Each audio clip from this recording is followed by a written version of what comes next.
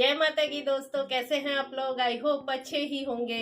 जैसा कि आप लोग जानते हैं कि शारदीय नवरात्र चल रहे हैं और कल के दिन हमने शारदीय नवरात्र की हमारी शुरुआत हुई है और हम सभी लोगों ने कल पूरा विधिवत तरीके से घट स्थापना की है। माता रानी को हमने स्थापित किया है, गणेश जी को स्थापित किया है।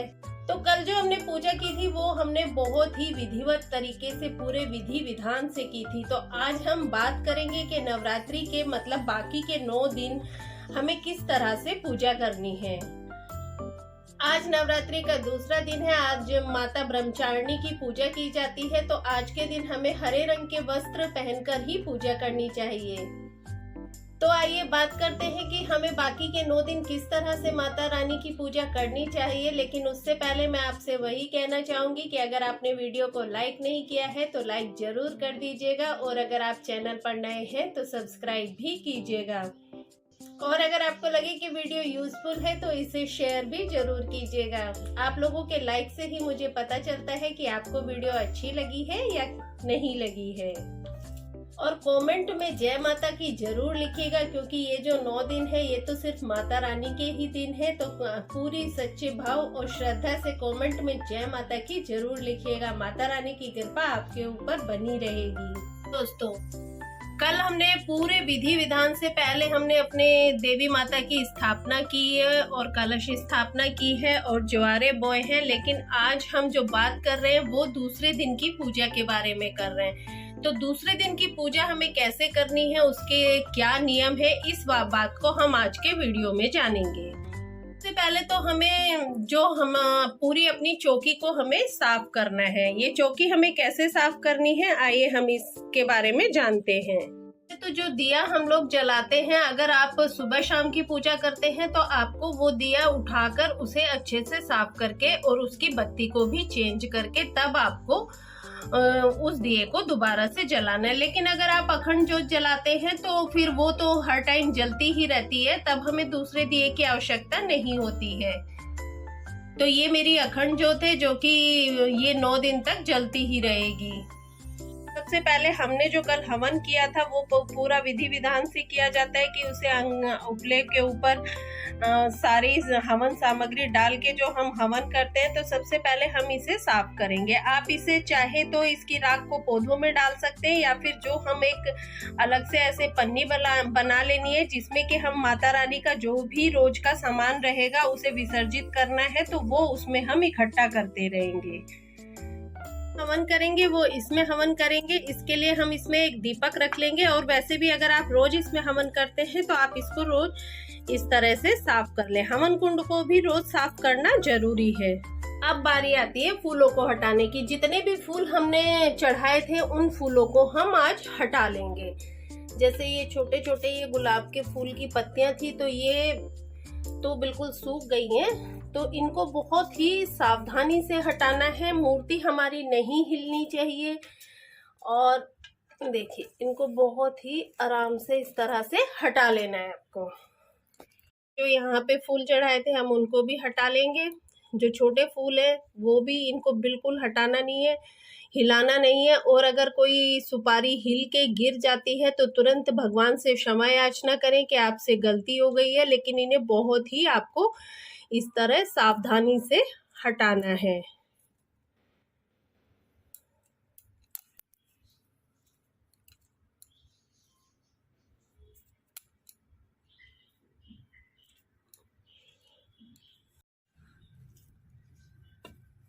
इस तरह जो भी कल के फूल थे वो सारे आपको हटा लेने हैं। आप एक जगह सबको जमा करते रहिए और जब आप विसर्जन करेंगे तो विसर्जन करने जाएंगे तो आप इनको विसर्जित कर दीजिए। चाहे तो आप उसमें भी डाल सकते हैं, पौधों में भी डाल सकते हैं। इनकी खाद बन जाएगी। जैसा आपको ठीक लगे आप वैसा ही करें। उसके बाद जो पान के पत्ते का हमने कल भोग लगाया था हमें इसको भी उठा लेना है। आप चाहे तो इस पान के पत्ते को भी आप चाहे तो घर में इसे कुछ लोग इसे जैसे प्रसाद के रूप में इसे ग्रहण कर सकते हैं। क्या करना है, बहुत ही हल्के हाथ से आपको अच्छे से धीरे धीरे चौकी की सफाई कर देनी है। जो भी वहां पे थोड़ा बहुत गंदा है वो सब आप अच्छे से साफ कर दीजिए। हल्के हाथ से आपको सफाई करनी है, जो भी वहां पे राख वगैरह उड़ी है वो सब।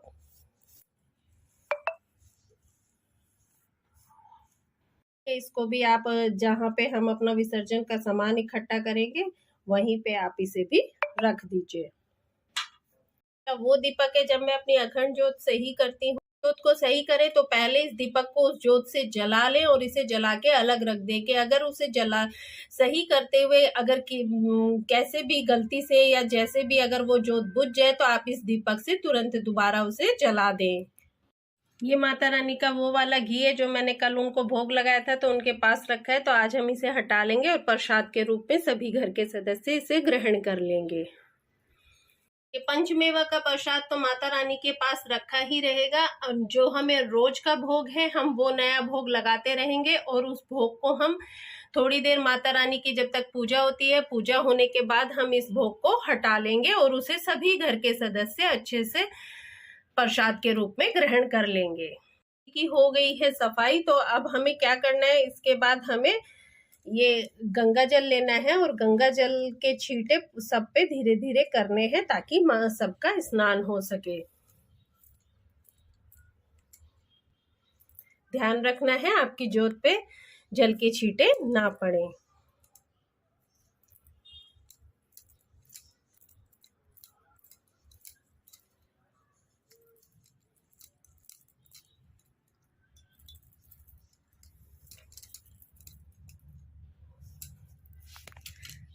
पूजा की थी उसमें जो हमने श्रृंगार की सामग्री चढ़ाई थी, ये श्रृंगार की सामग्री हमें यहीं पे ऐसे ही रखनी है, इसको नहीं हटाना है। सिर्फ दो चीजें हमें कल की ऐसे ही छोड़नी है, श्रृंगार की सामग्री और वो पंचमेवा का प्रसाद जो कि माता रानी के पास रखा रहेगा। तो अब हम रोली से ऐसे माता रानी को तिलक करेंगे। सभी को तिलक करेंगे, माता रानी को ही नहीं करेंगे, हम ऐसे सबको तिलक करेंगे और चावल से उनकी पूजा करेंगे।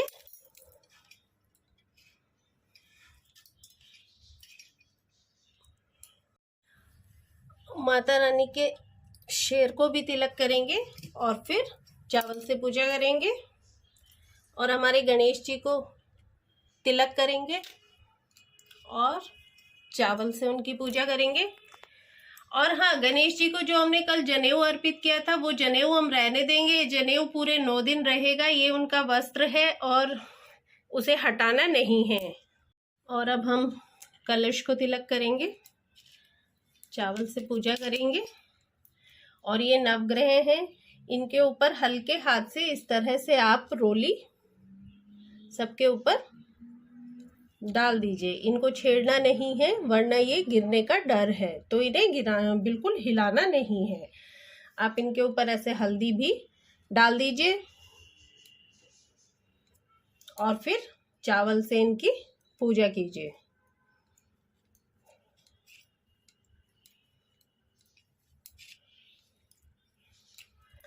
को हमने जो कलावा रूपी वस्त्र कल अर्पित किया था इसको वैसे हटाना नहीं है, लेकिन अगर आप चाहें तो इन्हें हटा के दूसरा भी अर्पित कर सकते हैं, लेकिन इसे रहने भी देंगे। दिए को भी तिलक करना है और फिर चावल से इसकी पूजा करनी है। फूल अर्पित करेंगे। तो माता रानी को लाल रंग के फूल बहुत पसंद है, अगर आपको गुड़हल का फूल मिल जाए वो बहुत अच्छा है, लेकिन अगर आप उन्हें लाल गुलाब भी अर्पित कर सकते हैं। मतलब उनको लाल फूल अर्पित करें तो ये बहुत ही अच्छा रहता है। माता रानी की पूजा भी अगर आप जब करते हैं तो जो आसन आप लेते हैं वो अगर लाल रंग का होता है तो ये बहुत अच्छा है। लाल रंग के आसन पर बैठकर आप माता रानी की पूजा कीजिए। गणेश जी का फूल है, गणेश जी को आप सफेद फूल अर्पित कर सकते हैं। इस तरह से आप, अगर आपको फूल मिल जाते हैं तो बहुत अच्छा है, लेकिन अगर आपको फूल नहीं मिल पाते हैं तो कोई बात नहीं, आप बिना फूल के भी पूजा कर सकते हैं। लेकिन नवरात्रि के दिनों में फूल आपको मिल ही जाएंगे, आसानी से मिल जाते हैं।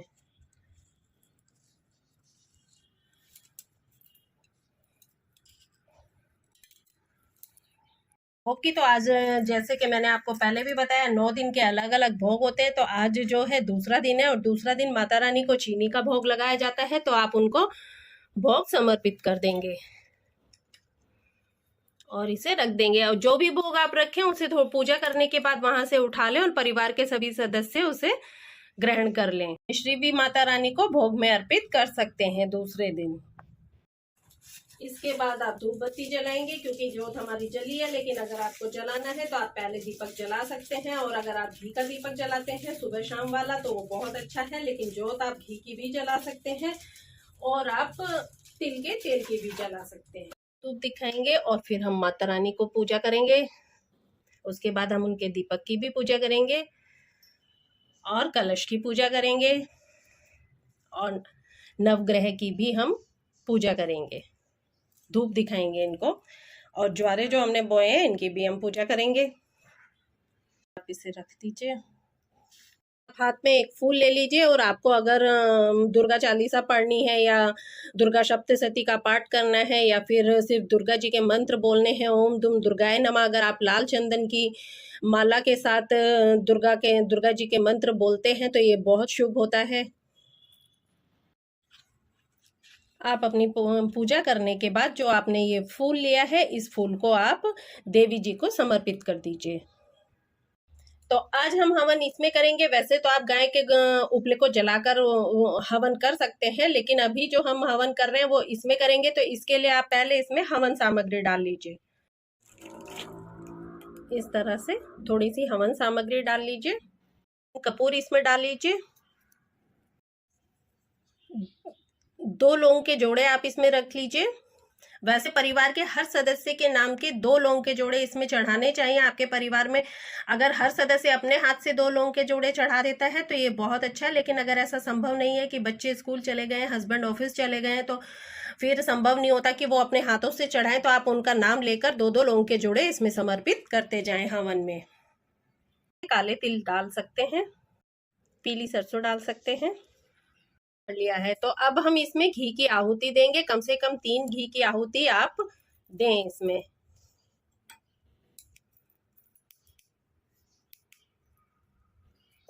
हम इसमें अब भोग का जो पतासा होता है, मीठा कुछ भी हो, जो भी आपका ने चढ़ाया, पतासा है और आज हमने चीनी चढ़ाई है तो हम चीनी समर्पित कर देंगे।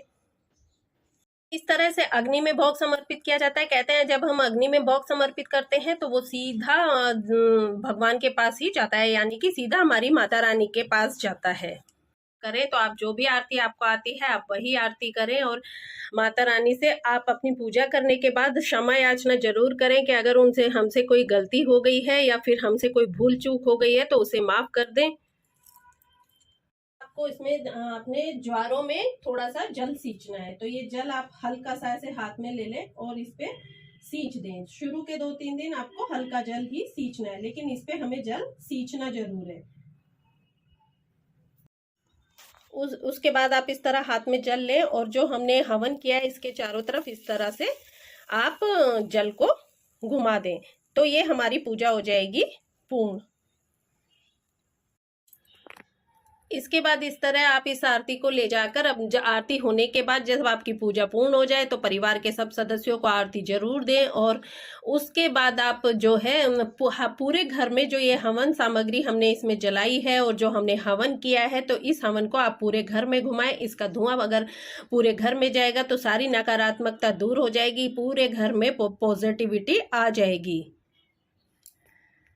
तो इस तरह से हमें नवरात्रि के पूरे 9 दिन पूजा करनी है और आगे कन्या पूजन कैसे करना है उसका वीडियो भी आपको मिल जाएगा और हमें विसर्जन कैसे करना है, चौकी कैसे उठानी है, इन सब की वीडियो आपको मिल जाएंगी।